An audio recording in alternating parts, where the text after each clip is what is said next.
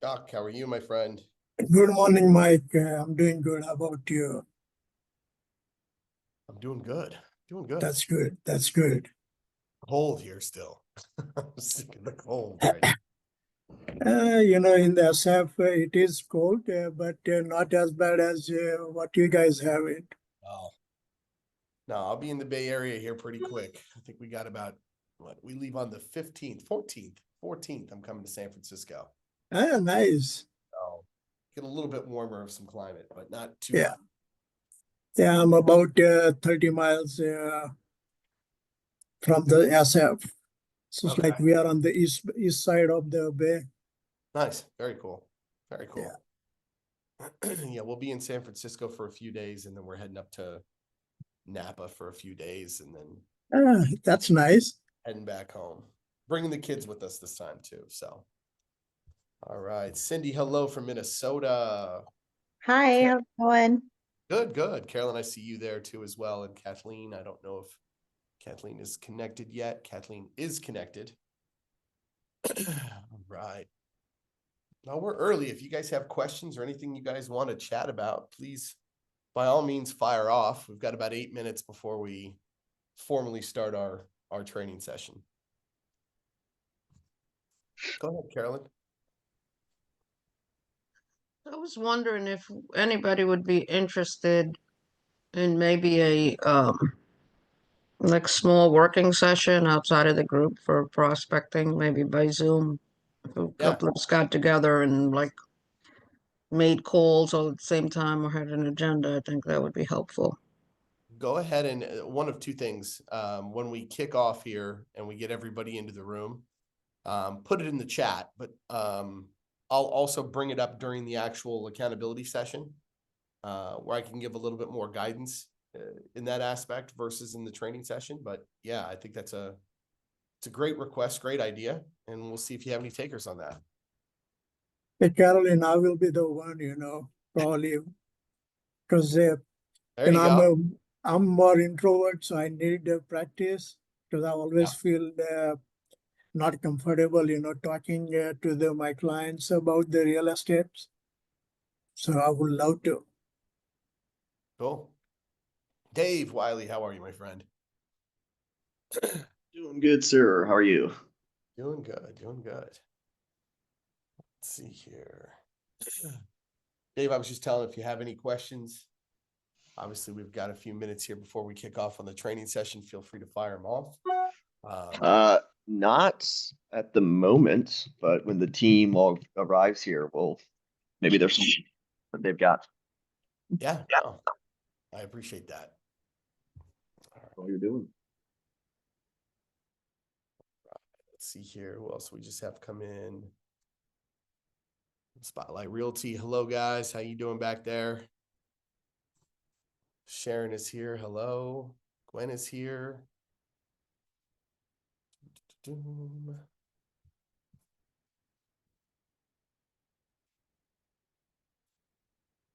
Cindy, how many years have you been in the business?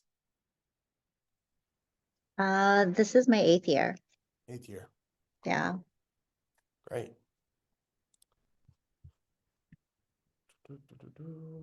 Thomas Lee is coming in.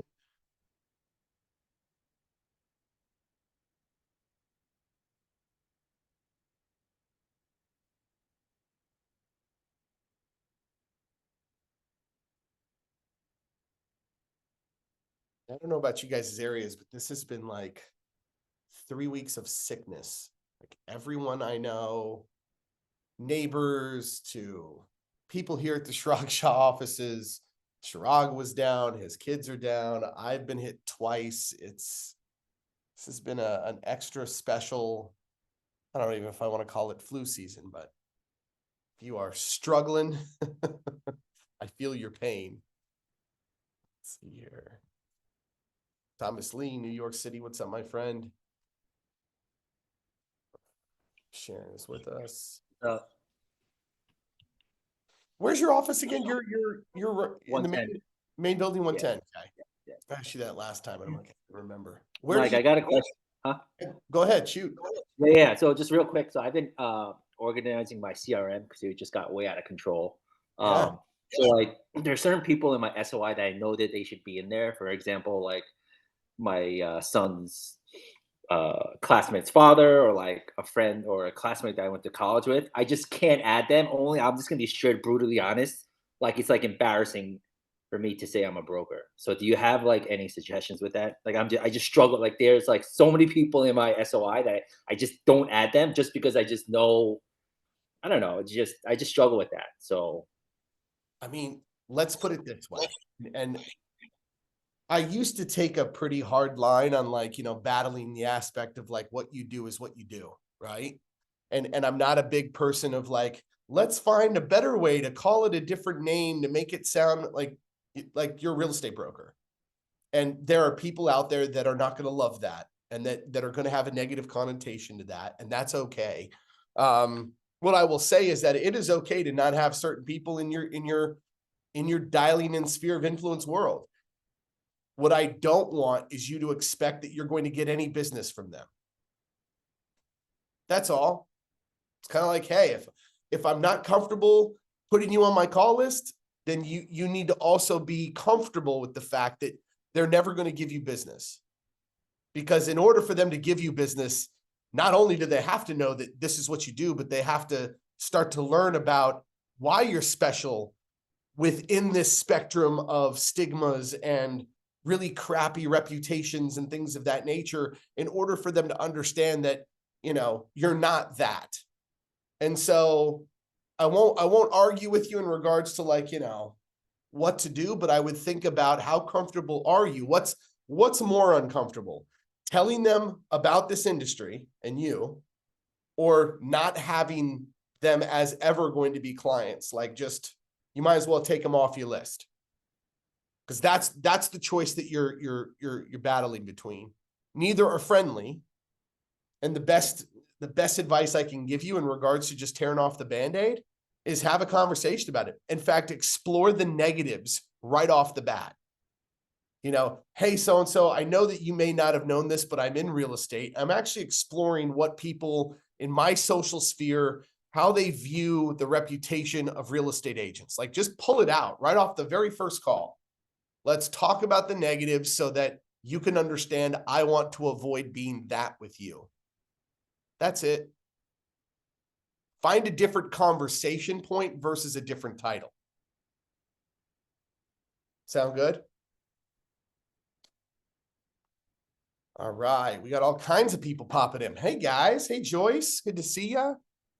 Veronica, Oksana, Dana's here. Mary, hello. Mike Rivers, what's up? Alice and Debbie Stone, hello, hello. Nancy, Jessica. See who else I've got coming up on my windows. I got Keith. What's up, Keith? How you doing? Deborah Reinhardt, hello. You're okay. You take yourself off. Give it another few minutes here, guys, before we kick off today. We're going to talk all about follow-up. Follow-up, follow-up, follow-up.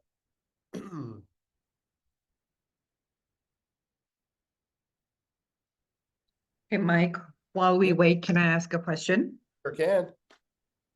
So I actually came in when you were talking about that conversation last minute there. So I have a question regarding to those that do know that you do real estate, but they don't utilize you as a realtor.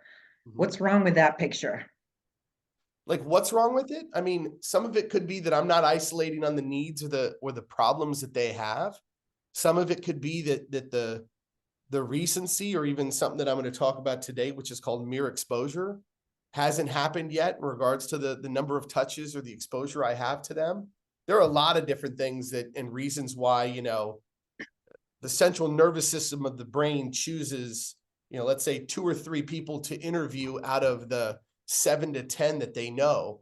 And a lot of it comes down to familiarity and just where they are in that cycle of the know, like, and trust model of like consumer behavior and buying. And the follow-up statistics I'm going to give you guys today will actually elaborate a little bit on that, and hopefully bring a little bit to viewpoint there, because And I'll start with this. Hello, by the way. Welcome, guys. One of the topics that I think, follow-up should help highlight today is just it will solve possibly the question in your mind on why one agent who may not be necessarily a great agent in your area. And I mean that from not only a customer service standpoint, but from a knowledge standpoint or from a professional standard standpoint, why they may still claim a lot of business from influential, even affluent clients in your region.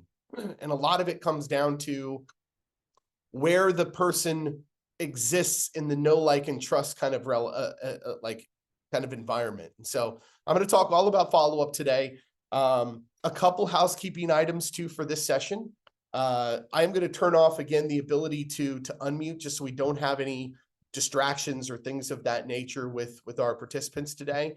When we get to the accountability session today, the first 15 minutes is going to be just open dialogue with you guys. It's going to be you guys sharing different tips, different methods of follow-up, so that you don't have to worry about necessarily sharing it during this training component or this session. We're going to have 15 minutes of just kind of open shares of like, here's something I do that works. Here's one thing that I do that's really familiar. Here's something that, I seem to find happiness with people when I do this. And then I'm going to still do some Q&A for 15 minutes in our accountability session. So that's just kind of a rundown of what we're doing. If you do have questions as we go, please, by all means, put it in the chat. That way I can kind of address those as we're moving forward. But follow-up is our topic today. So I'm going to kick us off. I always have a presentation for you guys from a visual standpoint. So we've all heard the aspects of fortunateness in the follow-up. And one of the statistics that I want to give you guys right off the bat is some statistics around just sales environments in general. Now, there's a lot of studies that have been done out there, a lot.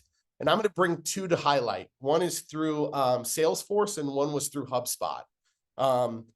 Both of those particular systems have gauged the metrics and the number of touch points that are necessary for consumers to pull the trigger, say yes to something, actually convince them to purchase, spend money, the decision-making features. And they're the closest studies that we can pull in sales that can attribute to real estate success. And so I'm going to give you two really prominent statistics right now. The very first one is 80% of sales require 5 to 7 touch points. 80%, guys, of people that are going to say yes to you require 5 to 7 touch points with you. So that doesn't mean the laydown who calls you out of the blue and says, hey, Cindy, I know you're in real estate. My wife and I, we follow you online and we're looking to sell our house. We'd love for you to come talk with us. I'm not talking about that. I'm talking about your actual prospecting efforts. I'm talking about people that you're talking with, your sphere of influence. They require 5 to 7 touch points in order for a sale to actually happen, for them to say yes and really engage your service. Here's the next one, and this should encourage those of you who are inept to consistency. 44% of salespeople give up after one attempt. That's almost half the field. So I could say almost half the people on this call, after one attempt of a follow-up, bail on it because either we feel bad now, we feel like we're putting too much pressure on them. We're like, oh, I'm being a nuisance, I'm being bothersome. The statistics show that 80% of people, guys, need 5 to 7 touches. 5 to 7 touches. And so when we look at follow-up environments, it's also consistency with things like, you've heard me talk about the law of recency, which says that we're more apt to remember and pick a choice of something that crossed our mind recently versus anything else that's out there, right? So if I'm looking to buy a new bike for my daughter, whatever has crossed my peripheral in the last 45 days, there's probably hundreds of brands out there that I'm unaware of. But if something crossed my mind in the last 45 days, it's immediately something now that I'm going to go look at. And if it addresses my pain points or addresses something that I'm looking for, fantastic. I'm going to land on purchasing something from them. And so your ability to stay relevant, but more importantly, your ability to stay consistently in front of people is really the name of the game. And I hate to say that like what you say doesn't really matter. Like it does, but it doesn't, right? You don't have to have the best vernacular. You don't have to have the best approach. You don't have to be able to say the right things or have the most intelligence. You just have to stay in front of people. And if you do that, you are going to be ahead of a lot of the actual population of real estate professionals in your region. Okay. So the second point I want to bring up is just this effect called the mere exposure effect. And it's a psychological phenomenon where people develop a preference for things that they're repeatedly exposed to. For instance, like seeing your message several times, like an actual like voicemail, text message, like a follow-up, builds subconscious familiarity and making them more likely to engage with you. And so while some of us feel like, oh, I'm being a nuisance or I'm being a bothersome or I'm being pushy or I'm whatever it is, you're actually creating familiarity and comfort psychologically when you keep consistency within your follow-up regions. So what I want you to know is that 5 to 7 touch region is a pretty magical region. In fact, it's so much that when you study it or you look it up online, guys, you'll see all over the place the rule of 7, right? Where like leads have to be reminded enough to feel familiar. You have to create multiple opportunities, not only for you to add value, but multiple opportunities for them to have the time to want to follow up. Think about how many times, guys, you've been contacted by something or wanted to do something in your day. And in that moment, it just wasn't right to do it. And I'll give you an example. As we were sitting here, I got a text message, right? This is the 3rd text message I've gotten for booking my daughter's dentist appointment. It's overdue now, right? And every time I've gotten it, I'm like, oh, I need to book that. I want to book that. Like, I like her dentist. It's something I need to do for my daughter. But every time I've gotten it, I've been in a moment in which it wasn't convenient. By the 7th touch, I can promise you I'll have booked this particular appointment with them. Does that make sense? And a lot of it had nothing to do with them feeling bothersome or me trying to push them off or feeling like I wasn't interested. A lot of it came down to my time of day just not being convenient for me to pull the trigger, and then it gets lost with all my other priorities that I've got. That is the same thing that is happening to your prospects, to your clients, to your friends, to your family. If someone is interested in real estate and they start to pique interest during the conversation, right? The follow-up sequence to that is giving them a variety of different times to allow them to follow up. I need you guys to have the confidence that they want to follow up with you, that they do want to engage with you, and that you're not being bothersome. All you're doing is giving them multiple opportunities to re-engage based on timing within their day and their priorities, okay? Not to mention the rule of 7 also increases your chances of hitting the right timing, again, for their decision-making standpoint. So we'll talk about kind of altering your follow-up schedules of what time you call people and how you reach out with people, et cetera. But we'll follow up with that here in just a minute. So again, keep in mind multiple modalities. That doesn't stop with follow-ups. It was something that we've talked about with sphere of influence. It's something that we've talked about with reach outs in general. You want to stay still consistent with that theme in all communications. That includes your follow-ups. So that might be a phone call, again, followed with a text. Now, if I've got someone who's already engaged and they're following up with text, one of the questions I got via email this last week was, Mike, if I've already engaged with someone and they've shown a preference to text, do I need to still continue to make the phone call? The answer is not necessarily, right? Or no. Like if someone's now responding to me and they've chosen text to respond, I can stay with that modality. I can stay with that medium and continue to just text with them, if that makes sense. Okay. Phone calls are very important, though. It helps provide complexity. Again, it gives that tone familiarity. We're building the subconscious. We're building comfort. We're building trust. We're building all these things that are difficult for digital communications to do because our mind can shut out a digital communication more than it can shut out a vocal communication. So if you're looking at your sphere, think about it this way, right? So I'm making calls throughout my day.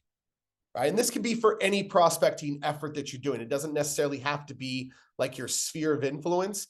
It could be cold calls. It could be prospecting. It could be digital leads, right? As I'm on the phone or I'm talking, conversing, or communicating with people, as soon as I find someone who has interest, right? If they don't have time for me on that call, which is going to be pretty high probability, they're not going to have a lot of time, but they're interested in the topic or the high impact activity that I'm suggesting, I'm now going to be putting them into my follow-up sequence, which means my first touch was that call. My follow-ups now are 2, 3, 4, possibly 5. That would be your 4th follow-up, but your 5th touch, 6th and 7th. Does that make sense? That's the way that I'm looking at my sequence. And so let's say this represented 4 people that I called today, and one of them were interested. Tomorrow, this person is on my follow-up page. Like they're being followed up with the next day, and they're going to probably be one of my first calls before I make new calls that day in regards to priorities, right? Because follow-ups in our sphere of influence are number 1 priorities in regards to our prospecting efforts, okay? The other thing, though, that I want to make sure that I'm tracking with these people, and I want to make sure that it's top of mind when I'm reaching back out, was what was the topic of interest? What was it that I discussed with them that they showed interest in? If it was a buyer, was it looking at property? Was it getting pre-qualified? Was it, fixing some sort of problem? Was it a landlord issue? What was it that triggered the interest that I am now following up with? Because as we start to get into dialogue of like, how do we follow up and what do we follow up with? We want to make sure that we are not calling every single day with the generic, I'm just following up, I'm just circling back thing, right? So as we get into like, what do we talk about with follow-ups? Those are the 2 biggest no-nos, right? Do not say, I am just following up, or I wanted to circle back. It is the most generic. The mind's like, it is the easiest to start to push that person away because it's not building familiarity. It's not a value add conversation. It kind of sounds redundant, right? And so what I want to talk to you guys about today is how can I conclusively start to, again, I'm all about assumptive close. Okay. You guys are going to learn that real fast about me and prospecting. I'm all about assuming positions with people that if you had interest, I want to finish that interest for you. I'm in charge. I'm the driver of my business. I'm the driver of my prospecting efforts, right? So again, if Cindy, you're on my screen so I can see you. If Cindy and I are talking, and I'll give you guys an example here, right? Let's say Cindy and I are talking about her property. She's a homeowner. I'm calling and just saying, Cindy, I'd love to drop by like a CMA. I don't know if anybody's put one together for you recently. And Cindy's like, I'm interested in that. I just don't have time right this second. Can we chat a different day? Like I'm in the middle of a call or I'm in the middle of a meeting. Great. Absolutely. Right? Cindy's now a follow-up of mine. Now, when I follow up with Cindy, right? So here's the example, seller CMA, originally discussed the possibility of dropping off a CMA to the homeowner, but it was told they are interested, but needed to speak at a later date and time. That's going to be our situation for this example. When I start following up, guys, I am not calling and saying, hey, Cindy, just following up, wanted to see if, there's a good time, or, hey, I'm circling back on that CMA. Are you still interested? Not at all. She's already told me she was interested. So I'm now going to lead the conversation to other things that I think might be valuable. Like what would be valuable within a CMA that someone might be interested in? So I might call to confirm. Hey, I'm calling just to confirm some things with this CMA.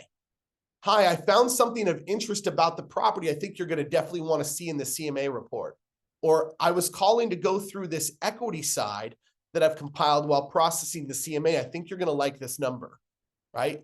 Now, I'm not giving them any of the details. I'm exploring and really kind of just discussing with them that I am moving forward with this process, right? And by my 7th follow-up, it's probably going to be in that attribute of like, hey, what time can I drop this off? Or can I drop this off today or tomorrow? What I'm hoping to accomplish in this type of conversation, guys, is again, everything's about guilt. I hate to say that, but guilt is a good pattern to go with, especially when your intention is to provide value, right? But that person starts to see, oh, Mike's putting together the CMA already. Like he's trying to confirm some details. Oh, he's got something interesting about the prop. Like I'm now more interested than I was in the first call to want to now follow up. Or if I'm not interested in you doing this task, right?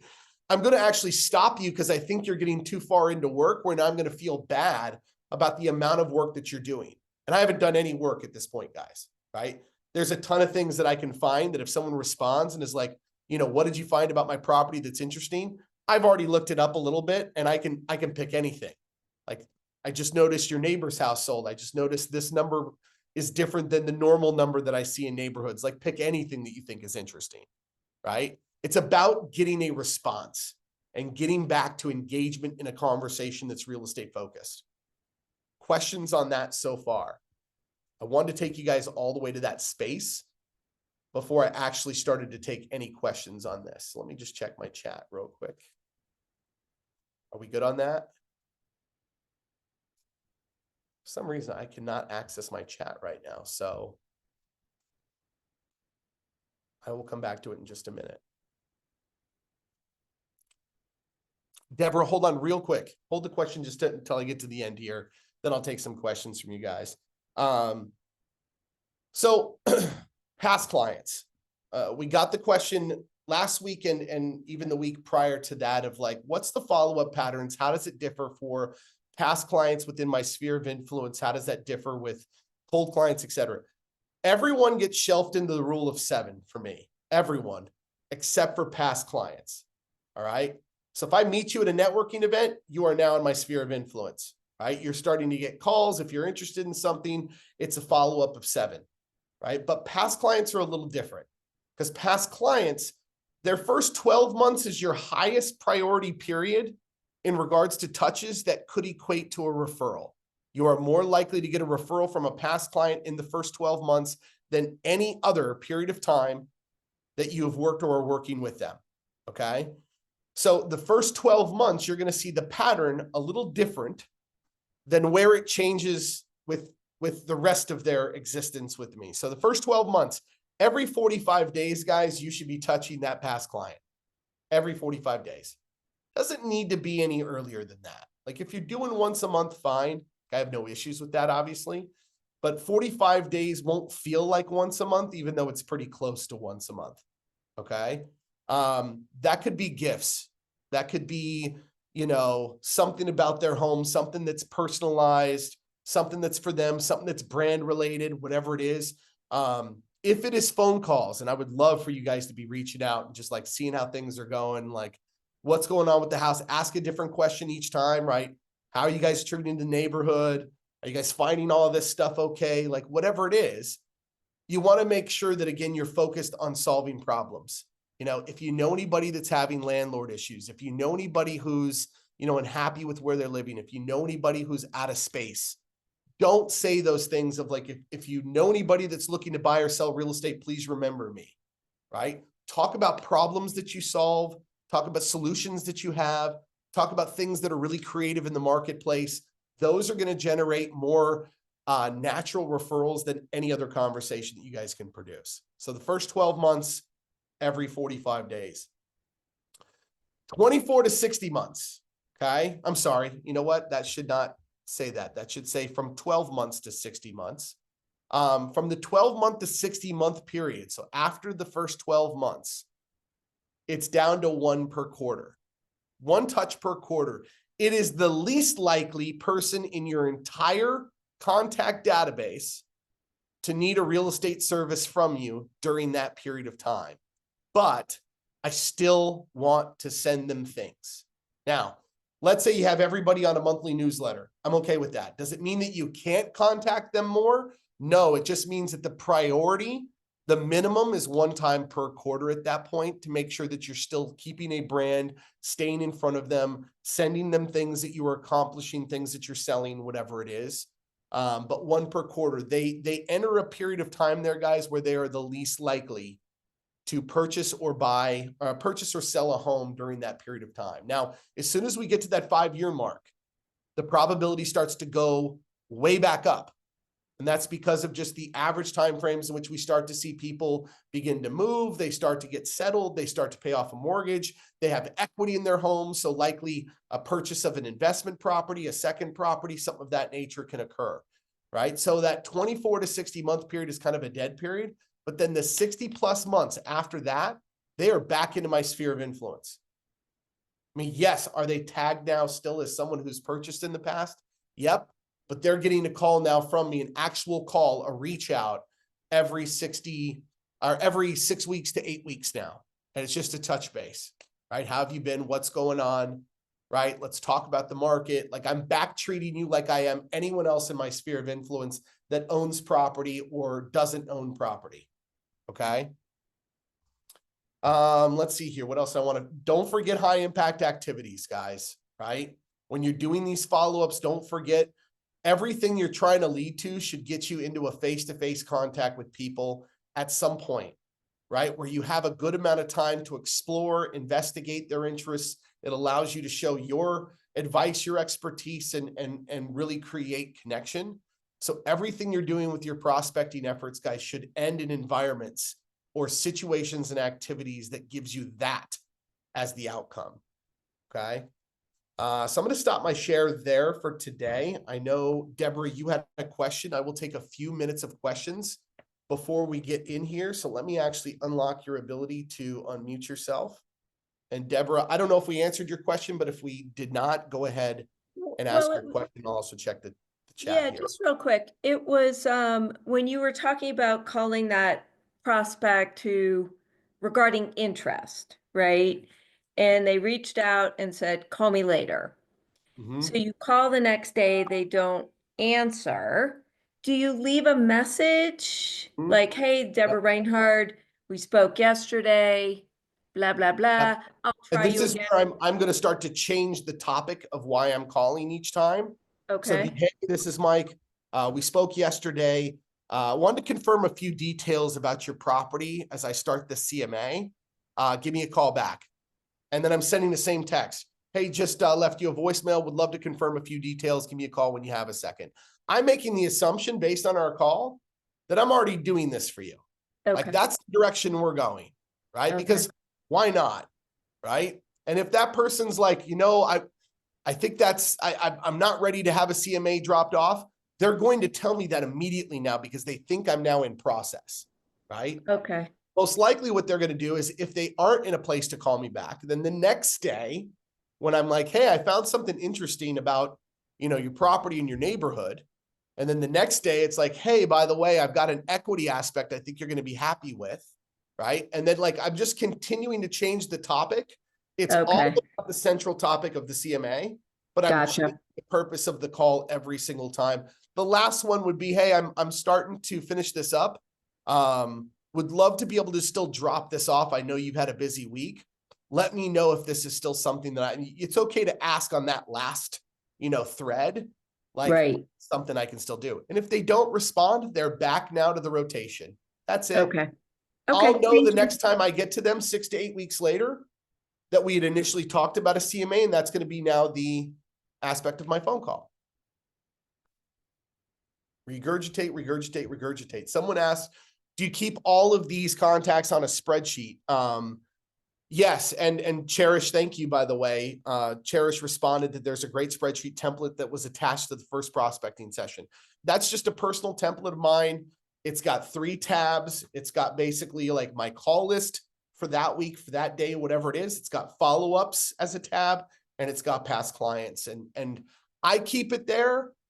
Again, for some of you, especially if you've been in the business 20, 30 plus years, you may have thousands of clients and you may not want to keep that just on a spreadsheet. But again, for most of you, if you're closing, you know, 30 to 70 transactions a year, you're going to have those 30 to 70 that are 45-day touch points that you're keeping in that database. That's pretty easy to organize. Okay. Let's see here. What other questions? And Carolyn, yes. And Carolyn put a great little message in the actual chat. Her email is Carolyn Figueroa at compass.com. We're going to talk a little bit about this also in the accountability session today of if anyone would like to create smaller cohorts in doing prospecting efforts, meeting on a daily basis, talking through things, role playing. We obviously want to encourage and support that. And so she's left her contact information there. Carolyn, I would also copy and paste that also in our accountability session as we start that here in just 4 to 5 minutes. Let's see here. Any other questions on this front today? Let's see here. If they don't answer, can you leave a voicemail? Yes. What is recommended cadence? So Mariana, what do you mean by cadence? What is the recommended cadence? Cadence normally deals with speed. Are you talking about speed of voice? If you didn't No, come I off mean mute? like the how far apart the follow-up should be. Like, are we following the same 45-day rule or? Like the follow-ups, I am a 6 day in a row follow-up person. Like there So are it's follow essentially if they don't circle back within that week, then they're back in the, okay. correct, unless there's something where they're out of town or on vacation. Well, I we have- wouldn't know that usually. And here's the thing, I've seen like 4 different reports on this, you know, through different marketing and sales like environments, where some people say, you know, 2 a day, then skip a day. So it's like, you know, you do 1, 2, skip, 1, 2, skip kind of thing. I have no preference. I'm just a guy who likes to follow up. I will tell you that the majority of people that I'm following up with, I know by like the 3rd call on whether or not they're like I'm actually going to get some sort of like meeting or activity out of them, right? Like they're like, hey, they'll respond to me because I'm being assumptive in the activity that I was participating in. I'm like, hey, I'm putting this together, you know, hey, I did this for you. Like, they're like, whoa, whoa, whoa, by the 3rd call, or they're like, you know, let's meet, let's talk, and you drop it off this Thursday, like we're already through it. So when you start to get into that 4th, 5th, 6th, 7th touch, it can feel like a lot. But I promise you, there is a percentage of people that will re-engage by that 6th touch. And so sometimes in your list, especially in lists of follow-ups, it will help propel you to those later touches with other contacts. But you do have to feel that out. Like that might feel too rushed for you, so space it out. You know, maybe follow-up. I would always say the first follow-up should be the next day, no matter what. Okay. But if you're going to space it out, then after that, wait a few days. I wouldn't get to 2 weeks where you're still in this funnel of follow-up. Okay. And then do you have or will you have scripts that sort of tackle different types of people, like whether it's past clients or people in different spheres, if that makes sense? You know, I don't know that we have anything drafted on the script standpoint of like Or what, just you topic know, how to idea? deal with objections. But if you could do me a favor, can you send our support team that question? Because every Okay. Monday I come in, we look at like what did the groups need, right? Like every track, our buyer track, our prospecting track, what is coming in that's a need? And then we try to figure out, do we already have a resource for it, or do we need to create a resource for it? Okay. If you would mind submitting that to our Will support do. team, it'd actually be great. Will do. Thanks. Thank you. Awesome, guys. Good session today. Great questions. I will jump over and see you guys on the accountability side. Again, we're going to start accountability today with like 15 minutes of just sharing what works for you when it comes to like follow up and like what have you found successful, et cetera. I want you guys to be able to hear from each other. And then I'll do 15 minutes of Q&A for those of you who have specific questions, et cetera, that you feel like you still want to get answered or you want to hear from me on. Other than that, guys, thank you guys so much. Let me go ahead. Someone just asked for me to post the link. So give me 2 seconds and I will post the accountability link again for you here.